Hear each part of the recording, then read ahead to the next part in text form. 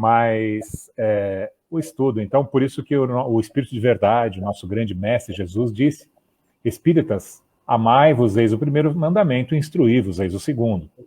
Então nós precisamos de muita instrução, mas também de muito amor. O que você entende, né? Assim, qual é a importância do trabalho mediúnico? Será que a espiritualidade realmente precisa de nós? É uma pergunta que eu gostaria de deixar aqui no ar para você responder. Maravilha. Bom, antes a respeito do temor dos espíritos, hoje já não tenho. Eu temo o meu próprio. Esse eu preciso estar atendendo com constância, que, olha, dá trabalho. Esse ainda eu tenho que ter cuidado com ele. Os demais a gente respeita, parte sempre do princípio do respeito e da fraternidade nos momentos de atendimento, né? Sejam quais sejam esses espíritos. Sabe, Edson, basicamente existem dois tipos de trabalhos mediúnicos, né? Nós temos ambos nas nossas casas, o de desobsessão e o de pronto-socorro, né? Um que é mais focado para casos um pouco mais dolorosos, que é o que parece, ao passar do tempo, estão diminuindo, mas aí é um outro pano para manga, e o de pronto-socorro. Então, para mim, o trabalho mediúnico é o pronto-socorro do Cristo, aberto para atender, receber e acudir espíritos em sofrimento, num grau muito variado de sofrimento, né? Que eles chegam até as casas, são levados até lá sem que percebam, enfim. Então, eu acho que, em um trabalho mediúnico, nada mais é do que as portas abertas desse imenso pronto-socorro, onde todos os que ali estão se predispõem a auxiliar aqueles que vão chegar, que estão sendo trazidos. O Bezerra de Menezes nos diz, através do Manuel Filomeno de Miranda, que em uma casa espírita, numa noite de trabalho mediúnico, ela recebe e acolhe e auxilia diretamente 300 espíritos, sem falar dos auxílios externos que também ocorrem, né?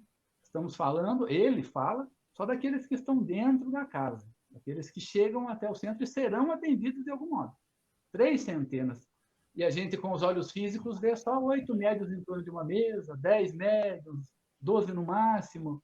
Não imagina, né, com os olhos mentais, não consegue ver, ao menos não, nós que não temos evidência, que a movimentação ali é muito intensa e muito bem coordenada, muito bem atendida, seguindo tudo conforme se previa anteriormente, se programara anteriormente, né?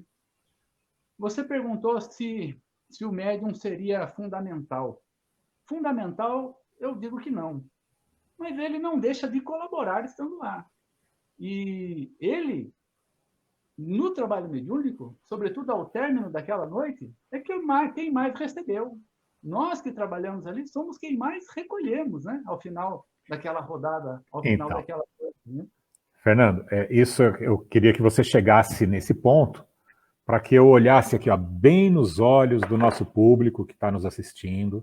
Não é retórica, não é chavão, não é palavra solta ao ar. É dando que se recebe, e nós, aqueles que estão ali trabalhando, são os grandes beneficiários. E aí vamos traduzir isso, né? Eu, por exemplo, eu sempre tive... eu sou muito mais mental que coração. Eu sou... se eu tivesse que me comparar com algum desses ícones dos trabalhadores que nos antecederam, a léguas de distância de qualquer um deles, eu acho que eu falaria que eu sou mais parecido talvez com o irmão Jacó, né, que trabalhou bastante. Eu não trabalhei tanto quanto ele, mas trabalhou muito na doutrina, mas esqueceu de trabalhar o coração e fez tudo o que tinha que ser feito, mas esquecendo-se de si. Né? No livro Voltei, exatamente. E o que eu tenho aprendido estou em processo de aprendizado nesses últimos 25 anos, nesse trabalho mediúnico, é exatamente sair do mental e escutar com o coração. Eu também sou cego, surdo e mudo, né? Se eu tiver alguma eu tenho um pouco de intuição. Então, eventualmente, nos trabalhos mediúnicos, em alguns deles, que provavelmente quando nós estamos mais sintonizados com os nossos mentores, com os trabalhadores de mais luz, parece que tudo flui de uma forma muito redonda, a gente sabe exatamente o que falar, parece que não é nem a gente que está falando e está tudo bem. Mas no mais das vezes, eu estou suando. Eu fico com esforço hercúleo tentando descobrir a melhor forma de acessar aquele irmão que está em sofrimento e dar a mão e conduzi-lo. Quantas e quantas vezes a gente vai de uma forma, volta, recua um pouquinho, vai de novo, até que a gente conquiste aquele coração. Esse é um grande exercício para nós mesmos, para que nós saibamos trabalhar com o coração, para que saibamos escutar, porque o dialogador é, antes de tudo, um grande ouvinte, não é? Nós precisamos saber ouvir, mas não ouvir com os ouvidos, porque se a gente ouvir apenas com os ouvidos, o que eles nos dizem não é o que eles querem falar. A gente tem que ter aquela linguagem não verbal. Mas como que você vai ter uma linguagem não verbal de quem você não vê? Você precisa sentir. Então você está trabalhando o sentimento.